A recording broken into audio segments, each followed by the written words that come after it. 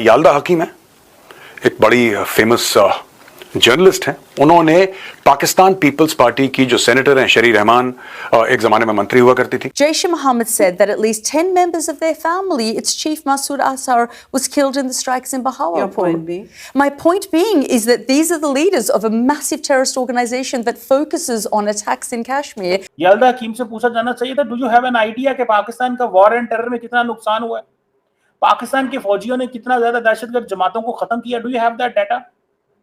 पाकिस्तान के civilian school infrastructure कितना damage हुआ है? बिकॉज इन लोगों को कहा गया था ये तो मुजाहिदीन है, और इनको इस तरह की ट्रेनिंग दी गई कि इन्होंने पाकिस्तान की रियासत पे हमला कर दिया। जो इंडिया है उसके ऊपर क्यों नहीं आप बात करते? वो ये दहशतगर्दी कर रहा है, वो दहशतगर्दी करवा रहा है, वो बलूचिस्तान के अंदर जो कुछ हो रहा है वो उसका जिम्मेदार है, तो उसके ऊपर आप क्यों नहीं बात करते? तो याल्दा हकीम ने उनसे एक सवाल किया जो बड़ा अहम सवाल था। उन्होंने कहा कि मुझे ये बताइए कि अगर ऐसी बात है तो इंडिया FATF की लिस्ट में क्यों नहीं है? आप क्यों हैं? इंडिया तो कब से कह रहा था कि यूएन सिक्योरिटी काउंसिल रेजोल्यूशंस के जो है इनको आप सजा दें, हाफिज सईद लोगों को। तो जब सजा दी गई, जेलों में है, तो क्या इंडिया ने कोशिश नहीं की कि हाफिज सईद को एलिमिनेट कर दें? और इंडिया हर जगह पर जाकर आपको जो है वो ठोक बजा के वो बोलता है कि जी ये दहशतगर्द हैं, ये दहशतगर्दी करवाते हैं हमारे खिलाफ। It's not the 80s, it's not the 90s. In It's not the 2022, you were on the grey list. So, in 2022, Sajid Mir, the guy who plotted the Mumbai attacks, was suddenly presented after That's being fine. told that he was... But that is the And we are relationship not- between the ISI and terror organizations. एक तो senator शरी रहमान जिस तरीके से बिल्कुल मिमिया रही थी। Most of the analyst जो हैं, इंटरनेशनल एनालिस्ट, वो इंडिया के साथ है। अब या तो ये बात झूठ है या सच है, और अगर ये बात सच है तो ये भी आपका फेलियर है। ये भी आपका फेलियर है कि इसकी क्या वजह है कि सारे जो इंटरनेशनल एनालिस्ट हैं वो इंडिया के साथ हैं, वो आपके साथ नहीं है।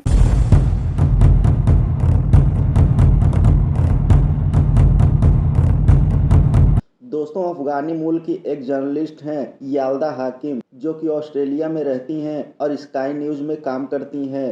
जब से ऑपरेशन सिंदूर शुरू हुआ है वो काफ़ी खबरों में रह रही हैं, और इसका सबसे बड़ा कारण है पाकिस्तान का जलील होना। दोस्तों, वो पाकिस्तानी गेस्ट को अपने इंटरव्यू के दौरान काफ़ी खरी खोटी सुनाती हैं और दिन दहाड़े उन्हें आतंकी देश बुलाती हैं। अब यही सब देखकर पाकिस्तानी मीडिया काफ़ी भड़का हुआ है। आइए देखते हैं पाकिस्तानी मीडिया याल्दा हकीम के बारे में क्या बातें कर रही है, फिर मिलते हैं वीडियो के अंत में। याल्दा हकीम, आपको पता है, स्काई न्यूज़ की बड़ी तगड़ी किस्म की जर्नलिस्ट हैं, और अक्सर सुनने में ये मिलता है कि वो पाकिस्तानी जो गेस्ट हैं उनको बहुत ज़्यादा टफ टाइम देती है, so on and so fourth, बहुत सारी चीज़ें जो हैं वो चलती रहती हैं।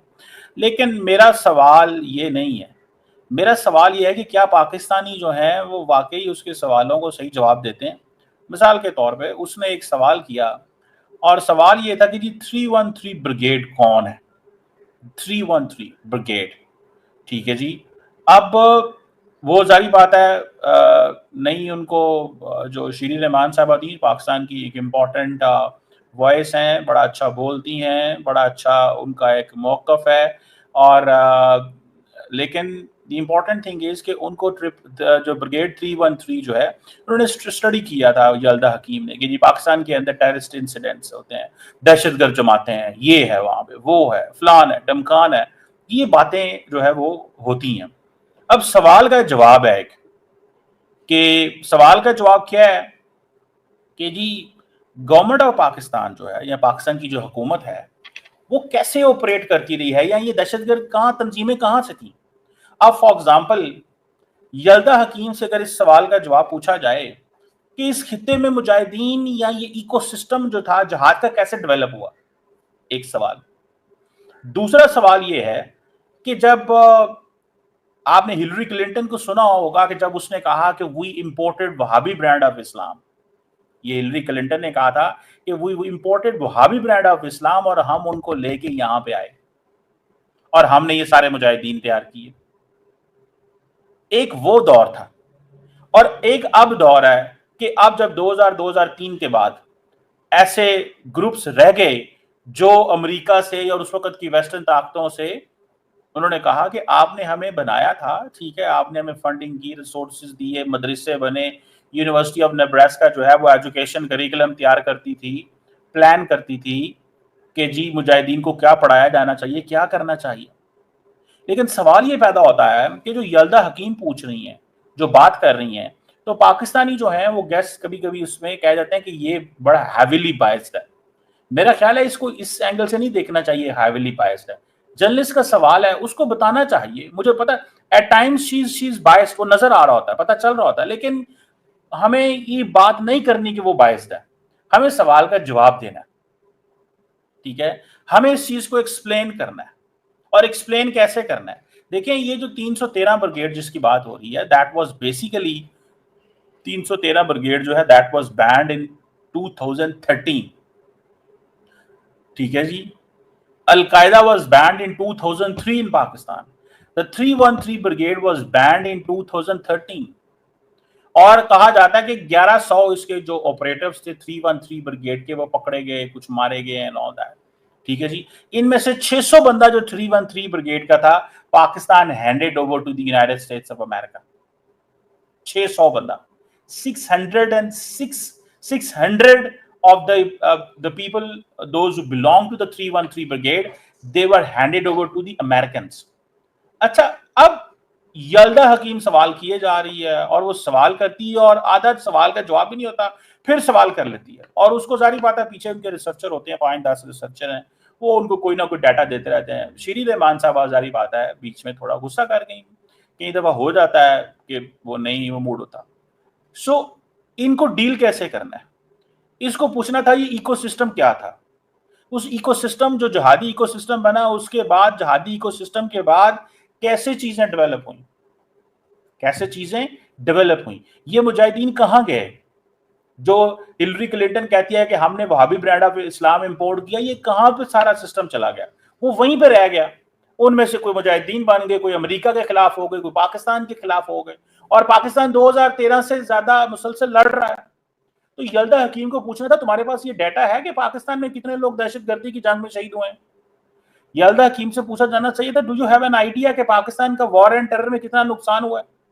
पाकिस्तान के फौजियों ने कितना ज्यादा दहशतगर्द जमातों को खत्म किया? Do you have that data? Pakistan के सिविलियन स्कूल इंफ्रास्ट्रक्चर कितना डैमेज हुआ है? बिकॉज इन लोगों को कहा गया था ये तो मुजाहिदीन है, और इनको इस तरह की ट्रेनिंग दी गई कि इन्होंने पाकिस्तान की रियासत पे हमला कर दिया। तुम सवाल क्या कर रही हो? तुम सवाल ये कर रही हो कि स्टिल पाकिस्तान कॉम्प्लिसिट है। जिस पाकिस्तान ने दिन दहशतगर्द जमातों को खत्म किया, तुम ये हमें कह रही हो कि हम कॉम्प्लिसिट है? ये सवाल उससे पूछा जाना चाहिए था। यार तुम्हारे पास क्या डाटा मौजूद है कि कितनी दहशतगर्द जमातों को खत्म किया गया? टीटीपी कहां पे है इस वक्त? हमने किस तरह इनको पुश किया? क्या तुम्हारे पास ये डाटा मौजूद है कि तुम सिंपली कह रही हो कि जी वहां पे बहावलपुर में जो है वो उनके जो जहां पे हमला, उन्होंने कहा जी मसूद अजहर की फैमिली के 10 बंदे मारे गए। भाई मसूद अजहर की फैमिली के 10 बंदे मारे गए, बट दैट उसकी फैमिली, क्या मसूद अजहर की फैमिली को ये हक है वो मर जाए या वो खत्म हो जाए दुनिया से क्योंकि वो मसूद अजहर की फैमिली है? भाई मसूद अजहर ने जो किया, मसूद अजहर को सजा मिलेगी। जो किसी और ने किया उसको सजा कैसे मिल सकती है? How come you can punish someone who has no contact और who is a relative of Masood Azhar और who is a relative of Hafiz Saeed? आप उसको कैसे खत्म कर सकते हैं कि तुम हाफिज सईद के रिलेटिव हो, तुम्हें कत्ल कर देना जाना चाहिए? Is this a formula? क्या उसामा बिन लादेन के बेटों को कत्ल कर देना चाहिए, जिसको फ्रांस ने रिसेंटली कहा तुम चले जाओ यहां से क्योंकि तुम उसामा बिन लादेन के बेटे हो?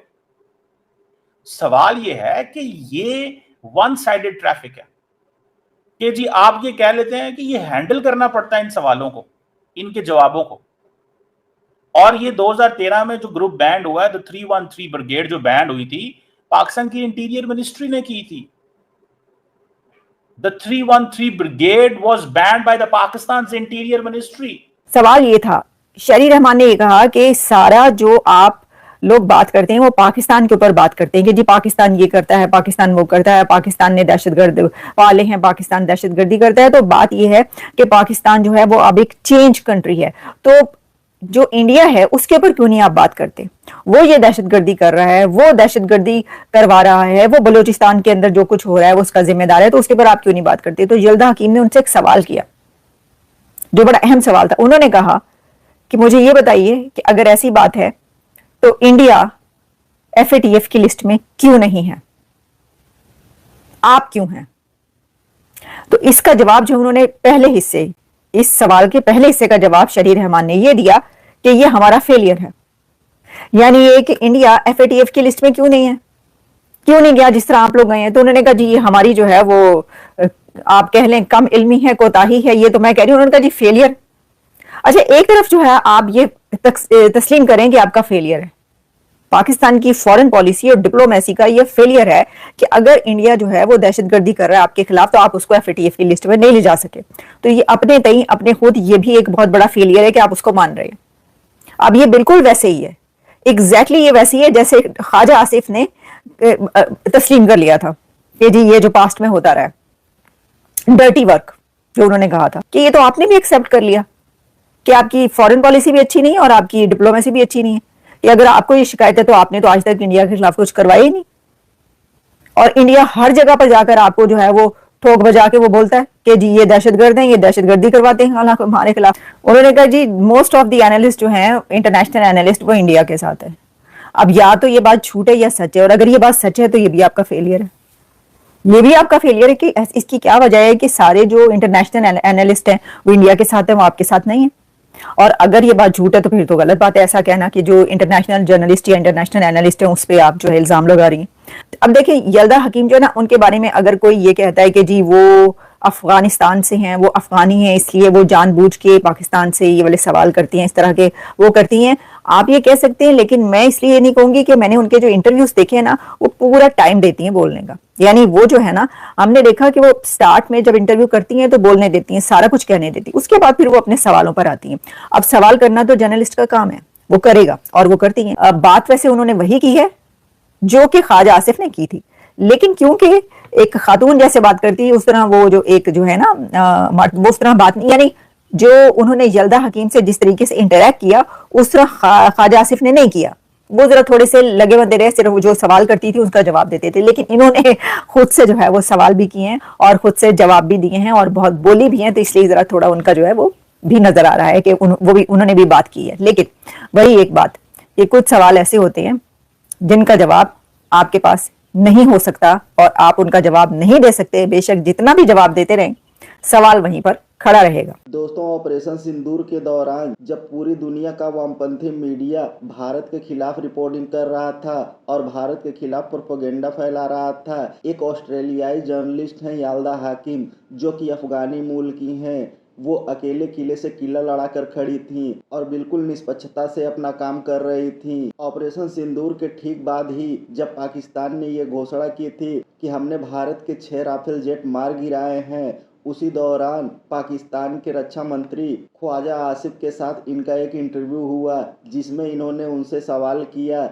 कि आखिर आपके पास क्या सबूत है कि आपने भारतीय जहाज़ों को मार गिराया है। तब ख्वाजा आसिफ ने ये कहा कि हमने सोशल मीडिया पर ऐसा देखा है। अब उनका यही वीडियो पूरे सोशल मीडिया पर वायरल हो गया था और याल्दा हाकिम रातों रात भारत में स्टार बन गई थी। दोस्तों, सिर्फ यही नहीं, आगे भी उनका काम ऐसे ही जारी रहा और अब पाकिस्तान की ही एक डिप्लोमेट हैं शेरी रहमान, याल्दा हाकिम ने कल उनका भी इंटरव्यू किया और अपने इंटरव्यू के दौरान पाकिस्तान का सारा काला कच्चा चिट्ठा खोल कर रख दिया। याल्दा हाकिम ने पाकिस्तानी डिप्लोमेट के सामने ही ये घोषित कर दिया कि पाकिस्तान एक आतंकी मुल्क है, पाकिस्तान ही है जो अलकायदा को पाल पोस कर बड़ा कर रहा है। दोस्तों, जब से ये इंटरव्यू आया है पूरी दुनिया में पाकिस्तान की फजीहत हो रही है। वहीं पाकिस्तानी मीडिया इस अफगानी जर्नलिस्ट के पीछे हाथ धोकर पड़ गई है कि आखिर कैसे एक मुसलमान होकर भी ये भारत का साथ दे रही है और हमें नीचा दिखा रही है। दोस्तों, वीडियो में अंत तक बने रहने के लिए धन्यवाद। मिलते हैं अगले वीडियो में।